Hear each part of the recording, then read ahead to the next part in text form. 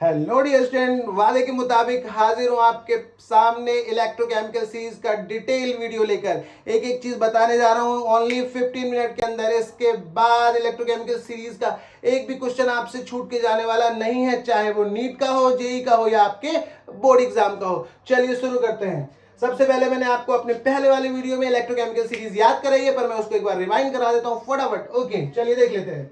तो क्या है हमारी इलेक्ट्रोकेमिकल सीरीज याद करने की शानदार ट्रिक?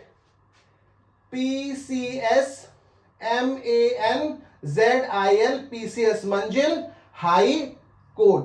नाउ ये हाई कोर्ट में सुंदर प्यारी गर्ल। ओके, ये हमारी इलेक्ट्रोकेमिकल सीरीज याद करने की ट्रिक है। एक स्टूडेंट की मंजिल है क्या? PCS, लेकिन मंजिल के लास्ट में उसे मिलता क्या है? सुंदर प्यारी गर्ल। ओके, चलिए देख लीजिए। P से क्या है? पोटेशियम। C से कैल्शियम। S से सोडियम।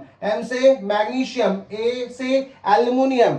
N से निकल। Z से जिंक। I से आयरन। L से लेड। H से hydrogen. Hero of the periodic table, hero of the electrochemical series. Sorry dear student. C से क्या है यहाँ पे? कॉपर। M से मैग्नीज। S से सिल्वर। P से प्लैटिनम। G से गोल्ड और F से फ्लोरीन। ओके, इलेक्ट्रोकेमिकल सीरीज में सबसे ऊपर कौन है? लिथियम। सबसे नीचे कौन है? Fluorine. Okay, this is the silent killer. क्यों है साइलेंट किलर? किसी के भी इलेक्ट्रॉन अपनी तरफ क्या कर लेता है? खींच लेता है। मैंने आपको बता रखा है पहले वाले वीडियो में। ओके, चलिए देखते हैं। अब यहां से शुरू करते हैं, कैसे कैसे क्वेश्चंस आएंगे, कैसे आपको याद करना और कैसे समझना है। ओके, चलिए सबसे पहले मैं आपको डियर स्टूडेंट ये बता देता हूं कि आपको इन एलिमेंट्स जो है उनकी आपको वैलेंसी पता होनी चाहिए। जैसे लिथियम है plus potassium plus calcium 2 plus, sodium plus, magnesium 2 plus, aluminium +3, nickel +2, zinc +2, iron +2, lead +2, hydrogen as usual, copper +2, manganese यहां पे एक्चुअली +2 से +7 तक, बट यहां पे अपन लेके चलते हैं उसको +2, silver plus, platinum plus, gold +3 and fluorine is what? -1। Clear? इसको अपन ऐसे भी लिख सकते हैं, क्योंकि मैं आपको बताने जा रहा हूं कि कैसे यूज करते हैं, तो अपन यहां पे इसको F- की तरह भी लिख सकते हैं। क्लियर हो गया डियर स्टूडेंट? चलिए अब मैं आपको बताता हूं, इस इलेक्ट्रोकेमिकल सीरीज में जब हम अप टू डाउन जाएंगे, नीचे की तरफ जाएंगे, तो याद रखिएगा रिडक्शन पोटेंशियल क्या होता है? इंक्रीज होता है। ओके डियर स्टूडेंट, अगर रिडक्शन पोटेंशियल इंक्रीज हो रहा है, इसका मतलब क्या है? इसका मतलब है कि ऑक्सीडाइजिंग नेचर क्या हो रहा है? इंक्रीज हो रहा है डियर स्टूडेंट। याद रखिएगा, ऑक्सीडाइजिंग नेचर क्या हो रहा है? इंक्रीज हो रहा है, ऑक्सीडाइजिंग नेचर। ओके, और अगर इस सीरीज में नीचे से ऊपर की तरफ जाएंगे तो क्या इंक्रीज होगा डियर स्टूडेंट? Reducing nature. कौन सा नेचर? रेड्यूसिंग नेचर इंक्रीज होने वाला है, रेड्यूसिंग नेचर। ओके, तो ध्यान दीजिएगा, ऊपर से जब नीचे की तरफ जाएंगे तो क्या इंक्रीज होगा? Oxidising nature. जब नीचे से ऊपर की तरफ जाएंगे तो क्या इंक्रीज होगा? Reducing nature. ओके, अब सबसे बड़ी बात आती है कि हमें अगर दिए गए हैं 2 इलेक्ट्रोड, जैसा कि आप जानते हैं डेनियल सेल में आप लोगों ने पढ़ रखा है, डेनियल सेल में आपने देखा होगा हमारे पास 2 इलेक्ट्रोड थे, कॉपर और जिंक। जिंक को बनाया गया था एनोड और कॉपर को बनाया गया था कैथोड। जिंक को क्यों बनाया गया था एनोड? क्योंकि याद रखिएगा, जिसका रिडक्शन पोटेंशियल कम होता है उसे बनाया जाएगा एनोड, और जिसका रिडक्शन पोटेंशियल ज्यादा होता है उसको बनाया जाएगा कैथोड। ओके, तो याद करिए आप लोगों ने रिएक्शन क्या लिखी हुई थी? आपने इस सेल की जो रिएक्शन लिखी थी क्या बना था? Zn से Zn+2 2 इलेक्ट्रॉन, और Cu2+ 2 इलेक्ट्रॉन गेन करके इसने क्या बनाया था? कॉपर। यहां पे क्या हो रहा है? ऑक्सीडेशन। यहां पे क्या हो रहा है? रिडक्शन। समझ आ रही है? और जब कंप्लीट सेल रिएक्शन लिखा था तो क्या लिखा था डियर स्टूडेंट? ZnCu2+, यहां से क्या हुआ? Zn+2, और ये क्या बन गया आपका? कॉपर। ओके, यानी यहां पर कॉपर का क्या हो रहा है? रिडक्शन हो रहा है, और जिंक का क्या हो रहा है डियर स्टूडेंट? ऑक्सीडेशन हो रहा है। ओके, अब जरा देखिए, मेरी बात को शायद आप समझ गए होंगे। तो हम कैसे डिटरमाइन कर सकते हैं कि कौन कैथोड कौन एनोड है? आप याद रखिएगा, जैसे यहां पे इलेक्ट्रोकेमिकल सीरीज में मैंने 2 एलिमेंट लिए, कौन कौन? जिंक और कॉपर। जो जिंक है वो कॉपर के ऊपर है, इसका मतलब जिंक बनेगा एनोड और कॉपर बनेगा कैथोड। सपोज दैट मैं और कोई भी इलेक्ट्रोड ले लूं, मान लो मैंने क्या ले लिया, सिल्वर और कॉपर ले लिया, ठीक है। अब जरा देखिए, ये रहा आपका सिल्वर और ये रहा आपका कॉपर। ध्यान दीजिएगा, एक चीज बताने जा रहा हूं, ये रहा सिल्वर और ये रहा कॉपर। आप बताइए जरा कमेंट सेक्शन पे, पॉज करता हूं मैं 1 मिनट के लिए, बताइए कौन बनेगा कैथोड, कौन बनेगा एनोड। ओके, उम्मीद करता हूं आपने कमेंट सेक्शन पे जाके आंसर दे दिया होगा। सिल्वर क्या है, यहां पर बनेगा कैथोड और कॉपर बनेगा क्या, एनोड। क्यों, क्योंकि कॉपर इलेक्ट्रोकेमिकल सीरीज में ऊपर है, तो कॉपर बनेगा क्या यहां पे, एनोड बनेगा, और सिल्वर क्या बनेगा, कैथोड।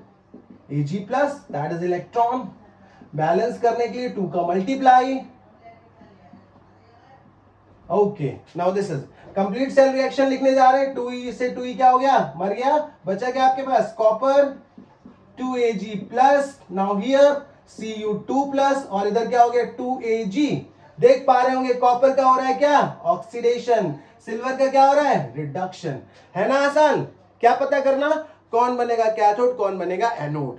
और अगर आपको सेल रिएक्शन लिखने के लिए दी गई है, तो अगर हमें यह पता चल जाए कि कौन कैथोड कौन एनोड, तो हम आसानी से किसी भी इलेक्ट्रोड्स की सेल रिएक्शन को क्या कर सकते हैं, लिख सकते हैं। ओके, अब मैं आपको लास्ट में वीडियो के एक शानदार ट्रिक देके जाने वाला हूं कि अगर आपको कंपेयर करने को आए कि एक सीरीज बनाइए कि कौन इस रिड्यूसिंग होगा और कौन ऑक्सीडाइजिंग होगा, तो बहुत आसानी से आप फाइंड आउट कर लेंगे। ओके, चलिए देखिए, आप देखिए जरा, मैं आपको बता देता हूं, यहां पे जो हाइड्रोजन है, ये जितने भी रिडक्शन पोटेंशियल फाइंड आउट किए गए हैं, वो सब हाइड्रोजन का रेफरेंस लेकर फाइंड आउट किए गए हैं। ओके, हाइड्रोजन का जो पोटेंशियल है वो 0 वोल्ट है, तो हम लोग हाइड्रोजन की हेल्प लेके इन सारे इलेक्ट्रोड्स का इलेक्ट्रोड पोटेंशियल फाइंड आउट कर देते हैं। ओके, इसीलिए हाइड्रोजन को क्या बोला जाता है, रेफरेंस इलेक्ट्रोड।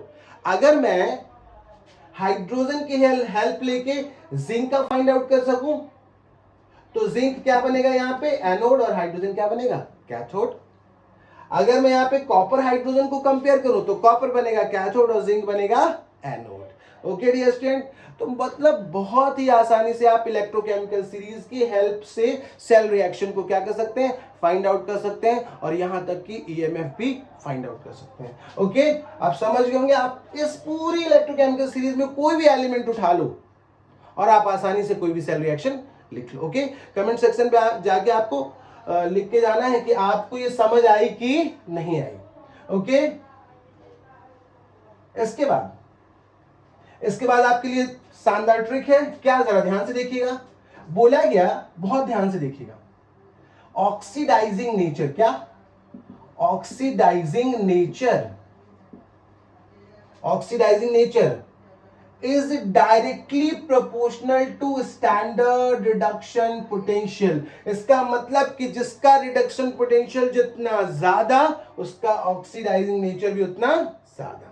इसलिए हमारी इस इलेक्ट्रोकेमिकल सीरीज में फ्लोरीन सबसे नीचे है, इसका मतलब इसका रिडक्शन पोटेंशियल सबसे ज्यादा और ये सबसे स्ट्रॉन्ग ऑक्सीडाइजिंग है। ओके, फाइंड आउट कर सकते हैं आप, एनसीईआरटी में जाएंगे आपको कम से कम 5 से 6 क्वेश्चन मिलेंगे, और एग्जाम में तो 2 से 3 मार्क्स पक्के हैं आपके। ओके, इसके बाद लिखने जा रहा हूं रेड्यूसिंग नेचर।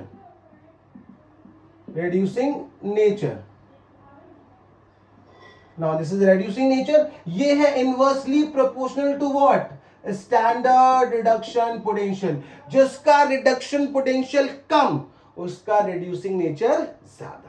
ओके, जरा देखिए, मैंने बताया था लिथियम का कैसा होगा, सबसे नेगेटिव, सबसे कम, यानी कि उसका रिड्यूसिंग नेचर सबसे ज्यादा। रिड्यूसिंग का मतलब क्या होता है, अपने इलेक्ट्रॉन दूसरे को देकर उसको रिड्यूस कर देना, that is reducing nature. Okay, oxidising nature क्या है, दूसरे के इलेक्ट्रॉन लेके उसको ऑक्सीडाइज कर देना, that is oxidising nature. Okay dear student, I hope, उम्मीद करता हूं कि इलेक्ट्रोकेमिकल सीरीज में आपको इस तरह के क्वेश्चन सॉल्व करने में दिक्कत नहीं आएगी। एक बहुत ही पॉपुलर क्वेश्चन है जो 10th में भी है और आपके 12th में भी है। क्या है वो क्वेश्चन, जरा देखिए, ये रिएक्शन लिखी जाती है, जिंक का अपन इलेक्ट्रोड लेते हैं या जिंक का पॉट ले लें, उसमें अपन कॉपर सल्फेट रख दें, और इसके बाद फिर बोला जाता है कि ये ZnSO4 प्लस कॉपर बन गया। ओके, बोला गया कि ये रिएक्शन फिजिबल है कि नहीं, तो जरा चेक कर लेते हैं।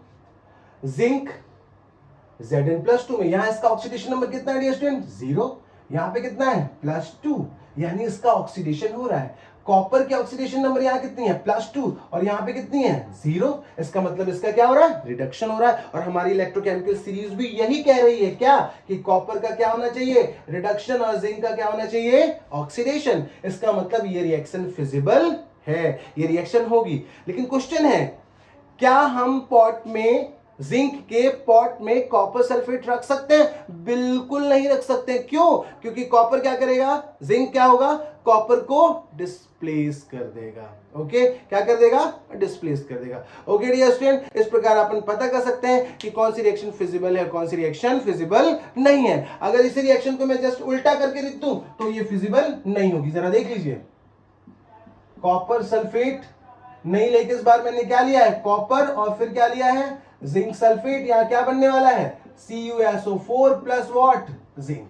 ये रिएक्शन फिजिबल नहीं है। जरा देख लीजिए, क्यों, क्योंकि कॉपर का क्या हो रहा है, ऑक्सीडेशन हो रहा है, और जिंक का क्या हो रहा है, रिडक्शन हो रहा है, जो कि गलत बात है। जिंक का यहाँ पे ऑक्सीडेशन नंबर +2 और यहाँ पे 0 है, बिल्कुल गलत है। हमारी इलेक्ट्रोकेमिकल सीरीज इस बात को बिल्कुल सपोर्ट नहीं कर रही है। ओके डियर स्टूडेंट, इसका मतलब है कि हमारी ऊपर वाली रिएक्शन होगी और ये वाली रिएक्शन नहीं होगी। ठीक, लेकिन इसका उल्टा जरूर हो सकता है, यानी हम कॉपर के पॉट में जिंक सल्फेट रख सकते हैं, लेकिन जिंक के पॉट में कॉपर सल्फेट नहीं रख सकते हैं। ये कहानी है ऐसी है कि मैं रात को रखूं आम और सुबह मुझे मिले क्या, इमली। तो इसका मतलब कि मैंने रखा कॉपर सल्फेट, सुबह मुझे मिला क्या, जिंक सल्फेट। तो आप ऐसा तो चाहते नहीं। ओके, तो ये रिएक्शन फिजिबल है लेकिन आपके काम की नहीं है। क्लियर, ये रिएक्शन फिजिबल नहीं है लेकिन आपके काम की है। आप आराम से कॉपर में जिंक सल्फेट भर के रख सकते हैं। इस प्रकार डियर स्टूडेंट, अपन किसी भी इलेक्ट्रोड का डिस्प्लेसमेंट रिएक्शन भी फाइंड आउट कर सकते हैं, कौन सी रिएक्शन फिजिबल है, कौन सी रिएक्शन फिजिबल नहीं है, कौन स्ट्रॉन्ग ऑक्सीडाइजिंग है, कौन रिड्यूसिंग है। ये सारी चीजें अपन क्या कर सकते हैं, पता कर सकते हैं। किसकी सहायता से, इलेक्ट्रोकेमिकल सीरीज की सहायता से। और एक चीज बता देता हूं, कोई भी जितने भी एलिमेंट हैं, ये अपने नीचे आने वाले सारे एलिमेंट को उनके सॉल्ट सॉल्यूशन से क्या कर देंगे, डिस्प्लेस कर देंगे। ओके, जैसे मैंने जिंक और कॉपर को रखा तो जिंक ने अपने कॉपर वाले को डिस्प्लेस कर दिया, हटा दिया। ओके, जैसे जिंक है और ये क्या है, कॉपर, कॉपर हटा देगा, जिंक क्या करेगा, कॉपर को भगा देगा। समझ गए, यानी जितने भी ऊपर आने वाले एलिमेंट हैं वो अपने नीचे वाले एलिमेंट को उनके सॉल्ट सॉल्यूशन से डिस्प्लेस कर देते हैं। और एक इंपॉर्टेंट कॉन्सेप्ट है, याद रखिएगा, हाइड्रोजन इस सीरीज में अपने ऊपर आने वाले जितने एलिमेंट हैं उन सब, जब भी वो किसी भी डाइल्यूट एसिड से रिएक्ट करेंगे तो हाइड्रोजन गैस लिबरेट करेंगे, जबकि हाइड्रोजन के नीचे आने वाले एलिमेंट्स जब भी किसी डाइल्यूट एसिड से रिएक्ट करेंगे तो वो कभी भी हाइड्रोजन गैस रिलीज नहीं करेंगे। ये भी इंपॉर्टेंट कॉन्सेप्ट है। ओके डियर स्टूडेंट, अगर आपको ये वीडियो अच्छा लगा हो तो लाइक करेंगे, शेयर करेंगे और सब्सक्राइब करेंगे। 1 मिनट रुक के वीडियो को देखा जरूर करिए। ओके, कंटेंट शानदार है। Thank you dear student.